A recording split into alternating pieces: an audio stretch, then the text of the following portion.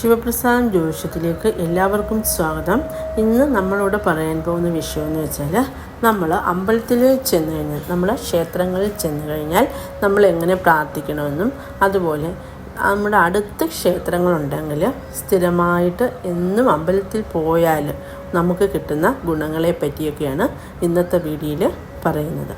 അതായത് നമ്മൾ ദൂരക്ഷേത്രങ്ങളാണെങ്കിൽ നമുക്ക് എന്നും പോകാനൊരു ബുദ്ധിമുട്ടായിരിക്കും. പക്ഷെ നമ്മുടെ വീടിനോട് അടുത്ത് തന്നെ ക്ഷേത്രങ്ങളുള്ളവർക്കാണെന്നുണ്ടെങ്കിൽ എന്നും, പ്രത്യേകിച്ച് ഇച്ചിരി ഏജൊക്കെ ഓവറായവർക്ക് ഉറപ്പായിട്ടും പോകാൻ പറ്റും. അപ്പോൾ അങ്ങനെയുള്ളവർ, അവർക്ക് ഹെൽത്ത് ഇഷ്യൂസും വരത്തില്ല.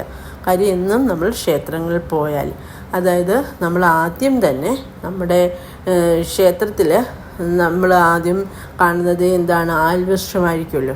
അപ്പോൾ ആൽവൃക്ഷത്തിലൂടെ നമുക്ക് ഓക്സിജൻ്റെ കണ്ടൻറ്റ്, ഏറ്റവും കൂടുതൽ ഓക്സിജൻ കണ്ടൻറ്റ് കിട്ടുന്ന ഒരു ട്രീ ആണ്, നമുക്ക് ഒരു മരമാണ് ആൽവൃക്ഷം എന്ന് പറയുന്നത്. ആ ആൽമരത്തിലൂടെ തന്നെ, അപ്പം ആ അമ്പലത്തിന് ചുറ്റും ആ ഓക്സിജൻ്റെ പ്രവാഹം, ആ നല്ല ഓക്സിജൻ്റെ പ്രവാഹം എപ്പോഴും ഉണ്ടായിരിക്കും.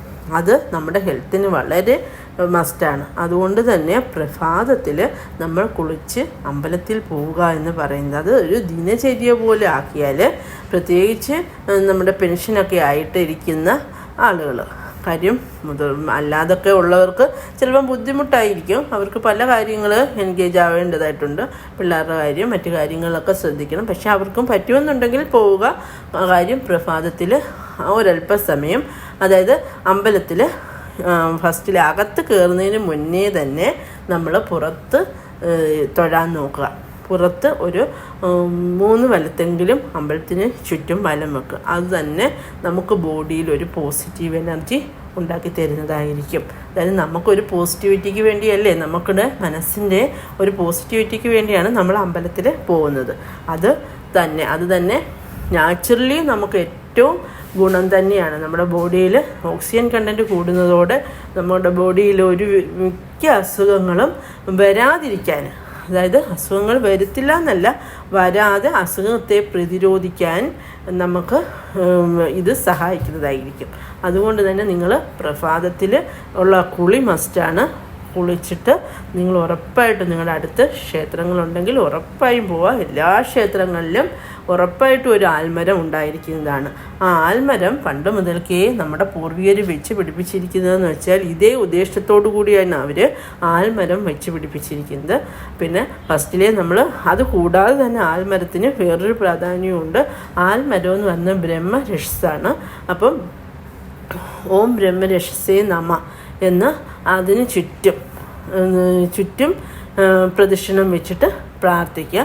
അപ്പോൾ ആ ആൽമരത്തിൻ്റെ ഒരു ശക്തി കൂടി നമുക്ക്, ഒരു അനുഗ്രഹം കൂടി നമുക്ക് കിട്ടുന്നതാണ്. പണ്ട് തൊട്ടേ ഋഷീശ്വരന്മാരൊക്കെ അതുകൊണ്ടാണ് അവർ ആൽവൃക്ഷച്ചോട്ടിൽ, അതായത് ശ്രീബുദ്ധൻ അതുപോലൊക്കെ ഉള്ളവർ, ആ ശ്രീബുദ്ധന് ബോധോദയം കിട്ടിയത് തന്നെ ഗയയിൽ വെച്ചിട്ട് ആൽവൃക്ഷത്തിൻ്റെ ചോട്ടിലിരുന്ന് തപസ് ചെയ്തുകൊണ്ടിരുന്നപ്പോഴാണ്.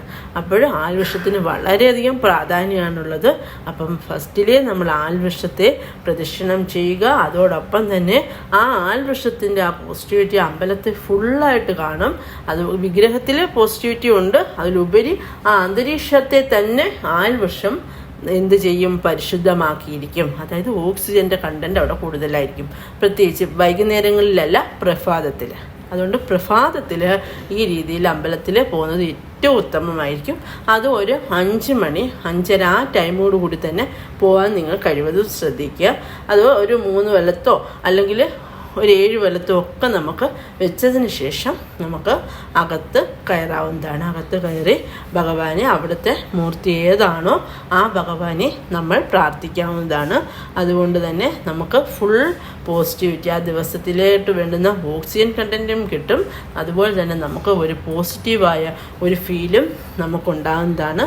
അതുകൊണ്ട് തന്നെ നമുക്ക് വലിയ അസുഖങ്ങളൊന്നും വരാതെ തന്നെ നമ്മുടെ ബോഡി നല്ല പ്രൊട്ടക്റ്റായിട്ടിരിക്കാനും, അതുപോലെ നമുക്ക് ഒരു മനസ്സന്തോഷം, അമ്പലത്തിൽ പോയി ജപിച്ചത് മൂലം, അതുപോലെ അവിടെ ഇരുന്ന് ജപങ്ങൾ നടത്തുക. പലരും അമ്പലത്തിൽ ചെന്നിട്ട് പരസ്പരം ചുറ്റമ്പലത്തിലൊന്ന് തൊഴുത്, പിന്നെ അകത്തും തൊഴുതതിന് ശേഷം വന്ന് അവർ മിക്കവരും ഇന്ന് സംസാരിക്കുന്നതൊക്കെ കാണാറുണ്ട്. അങ്ങനെ സംസാരിക്കാതിരിക്കാൻ നോക്കുക കഴിവതും. നമ്മൾ അല്ലെങ്കിൽ മന്ത്രജപങ്ങൾ നമുക്ക് കാണാതെ അറിയത്തില്ലെങ്കിൽ അതിനുള്ള പുസ്തകങ്ങൾ കാണുമല്ലോ, അത് കൊണ്ടുപോവുക. അമ്പലത്തിൽ പ്രാർത്ഥിച്ചതിന് ശേഷം, ഭഗവാനെ കണ്ട് വന്ദിച്ചതിന് ശേഷം ഭഗവാന്റെ തൃപ്പാദങ്ങളിലിരുന്ന് നമ്മൾ ഒത്തിരി മന്ത്രങ്ങളൊന്നും ജപിക്കേണ്ട. അവിടുത്തെ മൂർത്തി മഹാദേവനാണെങ്കിൽ ഓം നമഃശിവായ അവിടെ നിന്ന് 108 വട്ടം ജപിക്കാൻ നിങ്ങൾ ശ്രദ്ധിക്കുക. അതല്ല നാരായണനാണെങ്കിൽ ഓം നമോ നാരായണായ എന്ന മന്ത്രം നിങ്ങൾ ജപിക്കാൻ ശ്രമിക്കുക.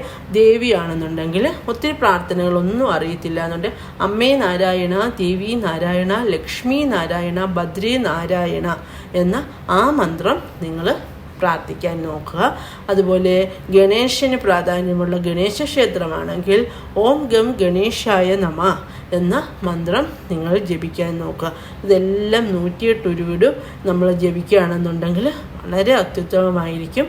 മുരുകൻ്റെ ക്ഷേത്രമാണെന്നുണ്ടെങ്കിൽ ഓം സ്കന്ദദേവായ നമോ, അല്ലെങ്കിൽ ഓം ഷൺമുഖായ നമ, ഓം വേലായുധായ നമ, അങ്ങനെ എന്തെങ്കിലും മുരുകൻ്റെ ഒരു ഇത് വെച്ചിട്ട് ജപിക്കാവുന്നതാണ്. അല്ലെ ഓം ശരവണ ഭവ എന്ന് 108 പ്രാവശ്യം ജപിക്കാം. അല്ലെങ്കിൽ നമുക്ക് അയ്യപ്പൻ്റെ ക്ഷേത്രമാണെന്നുണ്ടെങ്കിൽ അവിടെയും നമുക്ക് എൻ്റെ നാമങ്ങൾ ജപിക്കാവുന്നതാണ്. അയ്യപ്പൻ്റെ ഓരോ നാമങ്ങൾ അവിടെ ഇരുന്ന് നമുക്ക് ജപിക്കാവുന്നതായിരിക്കും.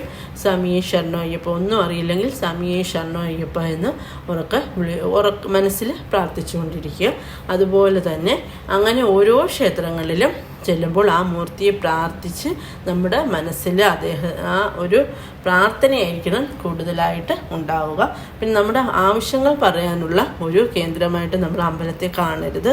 അതിലുപരി നമ്മൾ ഭഗവാനുമായിട്ടുള്ള ഒരു റിലേഷൻ, ഒരു ബന്ധം വർദ്ധിപ്പിക്കാനുള്ള ഒരു സ്ഥലമായിട്ട് നമ്മൾ അമ്പലത്തെ കാണാൻ ശ്രദ്ധിക്കുക. നമ്മുടെ ക്ഷേത്രങ്ങളെ അങ്ങനെ കാണാൻ ശ്രദ്ധിക്കുക. അതല്ലാതെ നമ്മൾ അമ്പലത്തിൽ ചെന്ന് ഭഗവാന്റെ മുന്നിൽ നമ്മുടെ പ്രശ്നങ്ങളെല്ലാം പറഞ്ഞ് ഉറക്കം നിലവിളിച്ച് കരയാനും അതിനൊന്നും പോകേണ്ട ആവശ്യമില്ല. പകരം നമ്മൾ അമ്പലത്തിൽ ചെന്ന് കഴിഞ്ഞാൽ ഫസ്റ്റിലെ നമ്മൾ വെളിഭാഗത്ത് തൊഴുക. അത് കഴിഞ്ഞതിന് ശേഷം ചുറ്റമ്പലത്തിൽ തൊഴുതതിന് ശേഷം നമ്മൾ ഉള്ളിൽ കയറിയതിന് ശേഷം ഭഗവാനെ, അവിടുത്തെ മൂർത്തിയെ നമ്മുടെ കണ്ണും ഭഗവാന്റെ ആ ശിവലിംഗമാണെങ്കിൽ ശിവലിംഗവുമായിട്ട് കണക്റ്റഡ് ആക്കുക എന്ന് വെച്ചാൽ അതിൽ തന്നെ നമ്മുടെ ശ്രദ്ധ കേന്ദ്രീകരിച്ച് അവിടെ നിന്ന് ഭഗവാനുമായിട്ട് ആ കണക്റ്റ് ആയതിനു ശേഷം വേണം നമ്മൾ ഭഗവാനെ ജപിച്ചുകൊണ്ടിരിക്കുക. അതായത് ഓം നമഃശിവായ ആണെങ്കിൽ അത് ഓം ശിവം ശിവകരം ശാന്തം ശിവാത്മാനം ശിവോത്തമം ശിവമാർഗ പ്രണീധാര പ്രണതോസ്മി സദാശിവം, അങ്ങനെ ശിവഭഗവാന്റെ മന്ത്രങ്ങൾ ജപിക്കാം. അത് അവിടുത്തെ മൂർത്തി ആരോ അവരെ ജപിക്കാം. കൃഷ്ണനാണെങ്കിൽ കൃഷ്ണനെ ജപിക്കാം. ഹരേ രാമ രാമ രാമ ഹരേ ഹരേ, ഹരേ കൃഷ്ണ കൃഷ്ണ കൃഷ്ണ ഹരേ ഹരേ എന്ന മന്ത്രം നമുക്ക് അവിടെ നിന്ന് ജപിക്കാവുന്ന. അങ്ങനെ ആ ജപവും ഭഗവാനുടെ ആ ഒരു പ്രതിഷ്ഠയിൽ നമ്മൾ കണ്ണെടുക്കരുത്. അങ്ങനെ ഭഗവാനുമായിട്ട് കുറേ ടൈം നമ്മളവിടെ അങ്ങനെ നിന്ന് കഴിയുമ്പോൾ തന്നെ നമുക്ക് ഭഗവാനുമായിട്ടൊരു കണക്ഷൻ, അതിൽ നിന്നൊരു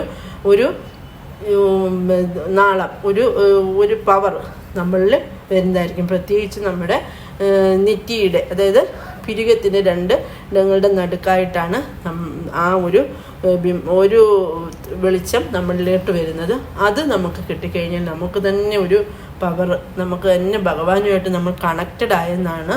അതിനുശേഷം നമ്മൾ ചുറ്റിലും തൊഴുത് പ്രസാദമൊക്കെ മേടിച്ചതിന് ശേഷം നമ്മൾ പ്രസാദം ഒരിക്കലും അമ്പലത്തിനകത്ത് നിന്ന് തൊടാൻ പാടില്ല. നമ്മൾ തീർത്ഥം കുടിച്ചതിന് ശേഷം നമ്മൾ എന്ത് ചെയ്യണം, അമ്പലത്തിന് പുറത്ത് വന്നതിന് ശേഷം മാത്രമേ നമ്മൾ ചന്ദനമൊക്കെ നെറ്റിയിൽ ചാർത്താൻ പാടുള്ളൂ. അകത്ത് കാര്യം ആ പൂക്കളോ ഒന്നും അകത്ത് ഇടാനേ പാടില്ല. കാര്യം അതൊന്നും നിലത്ത് വീണിട്ട് മറ്റുള്ളവരായാലും നമ്മളായാലും ഒന്നും ചവിട്ടാൻ പാടില്ല. അങ്ങനെ എന്തെങ്കിലും നമ്മുടെ ശ്രദ്ധയിൽപ്പെട്ടാൽ അതെടുത്ത് അപ്പോഴേ മാറ്റിക്കോണം. മറ്റുള്ളവരുടെ കയ്യിൽ നിന്ന് വന്നാലും നമ്മളൊന്നും അറിയാതെ ചവിട്ടിയാലും നമുക്ക് അതിൻ്റേതായ പാപം കിട്ടുന്നതാണ്. അതുകൊണ്ട് തന്നെ അതൊക്കെ പ്രത്യേകം ശ്രദ്ധിക്കുക. അതുപോലെ ക്ഷേത്രങ്ങളിൽ പോകുമ്പോൾ അങ്ങനെയൊക്കെ ഉള്ള കുറേ കാര്യങ്ങൾ ശ്രദ്ധിക്കുക. അല്ലാതെ നമ്മുടെ പരാതികൾ പറയാനുള്ള ഒരു കേന്ദ്രമായിട്ട് നമ്മൾ ഒരിക്കലും അമ്പലത്തെ കാണരുത്. പകരം നമുക്ക് എന്ത് കാര്യങ്ങൾ നമുക്ക് വേണമോ അല്ലെങ്കിൽ നേടണമോ അത് അതിൻ്റേതായ ടൈം ആകുമ്പോൾ അതിന് വേണ്ടി നമുക്ക് പ്രാർത്ഥിക്കാം. പക്ഷേ എങ്കിൽ അത് ഇങ്ങനെ വിളിച്ച് പറഞ്ഞുകൊണ്ടേ ഇരിക്കേണ്ട ആവശ്യമില്ല. ഭഗവാനെ കൂടുതൽ കൂടുതൽ ജപിക്കുക. ഭഗവാനുമായിട്ട് ഈ ഒരു കണക്ഷൻ നമ്മൾ ഉണ്ടാക്കിയെടുക്കാൻ നോക്കുക. അപ്പോൾ ആ ഒരു ബന്ധം നമുക്ക് എന്നും ആ ഒരു ദൈവീയ എപ്പോഴും നമ്മളിൽ നിലനിൽക്കുന്നതാണ്. ഒരു പ്രൊട്ടക്ഷൻ പോലെ നമ്മളെ ഒരു ശക്തിക്കും പിന്നെ തകർക്കാൻ സാധിക്കില്ല എന്ന് സാരം. അതുകൊണ്ട് തന്നെ നമ്മുടെ ആവശ്യങ്ങളൊക്കെ ഉണ്ടെന്നുണ്ടെങ്കിൽ അതിന് വേണ്ടുന്ന അർച്ചനയോ വഴിപാടോ ഒക്കെ അവിടെ ചെയ്യുക. അല്ലാതെ അത് തന്നെ റിപ്പീറ്റ് ചെയ്ത് പറഞ്ഞുകൊണ്ടിരിക്കാൻ ശ്രമിക്കരുത്. അത് ഒരു ദൈവനിന്ദയാണെന്ന് തന്നെ പറയാം. ഇതൊക്കെയാണ് അമ്പലങ്ങളിൽ പോകുമ്പോൾ നമ്മൾ ശ്രദ്ധിക്കേണ്ട കാര്യങ്ങൾ. അപ്പോൾ പിന്നെ നമ്മൾ അമ്പലത്തിൽ നിന്ന് തിരിച്ച് കഴിവതും നമ്മുടെ വീട്ടിൽ തന്നെ വന്ന് കയറാൻ ശ്രമിക്കുക. അതായത് കഴിവതും നമ്മൾ അവിടെ ചിലപ്പോൾ നമുക്ക് ഷോപ്പിലൊക്കെ കയറണമെന്നുണ്ടെങ്കിൽ കയറാം. പക്ഷേ കഴിവതും നമ്മുടെ അടുത്ത അമ്പലം ഉണ്ടെന്നുണ്ടെങ്കിൽ നമ്മുടെ വീട്ടിൽ വന്നതിന് ശേഷം മറ്റൊരു കാര്യത്തിനായിട്ട് പോകുക. അതായത് അമ്പലത്തിൽ നിന്ന് കിട്ടിയ ആ ഒരു പവറും ആ ഒരു പോസിറ്റിവിറ്റി ഒക്കെ നമ്മുടെ വീട്ടിൽ ഉണ്ടാകുന്നതായിരിക്കും. നമ്മളിലൂടെ അത് വീട്ടിലോട്ടും വരുന്നതായിരിക്കും. അപ്പോൾ വീട്ടിൽ തന്നെ ഡയറക്റ്റ് വരാൻ കഴിവതും ശ്രദ്ധിക്കുക. അപ്പോൾ ഇതൊക്കെയാണ് അമ്പലങ്ങളിലെ ക്ഷേത്രങ്ങളിൽ പോകുമ്പോൾ ശ്രദ്ധിക്കേണ്ട കാര്യങ്ങൾ എന്ന് പറയുന്നത്. അപ്പോൾ എല്ലാവർക്കും എല്ലാ നന്മകളും ഉണ്ടാകട്ടെ.